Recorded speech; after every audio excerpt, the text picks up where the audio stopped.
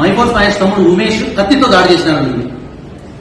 ఎక్కడన్నా కత్తి కనిపించిందండి ఇంత వీడియోలో మీకు? 10 నిమిషాల వీడియోలో కత్తి కాదు, కనీసం గడ్డి పడుతుందండి మా చేతుల్లో.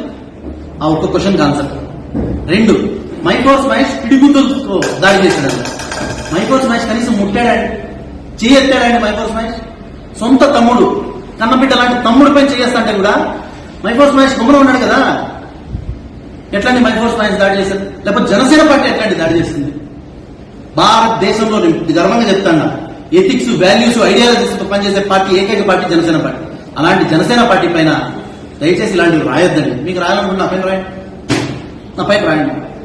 ప్రజలు ఉన్నారు నాకు, ఎన్ని రాసినా మీరు ఎవరు ఎంతమంది ఎన్ని చెప్పినా ప్రజలు మైఫోర్స్ మహేష్ 12 ఏళ్ళు 13 ఏళ్ళు చూస్తున్నాం మనపల్లి ప్రజలు.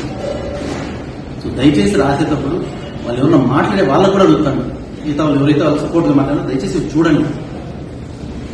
నాకు ఎవరు శత్రువులు లేదు, నాకు ఎవరు శత్రువులు కాదు. నేను అందరితోనూ ఉంటాను, అందరిలోనూ ఉంటాను.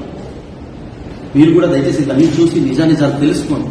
ఊరికేనే వాళ్ళు ఎవరు చెప్పుడు మాటలు విని నా పైన బురద జల్లే కార్యక్రమం చేయకండి. కష్టపడి పనిచేస్తాను, ఏ రోజు తప్పు చేయను, తప్పు దారిలో వెళ్ళను.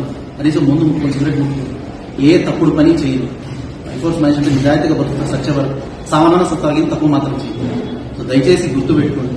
ప్రజలందరూ కూడా గుర్తించాలని కోరుతున్నాను.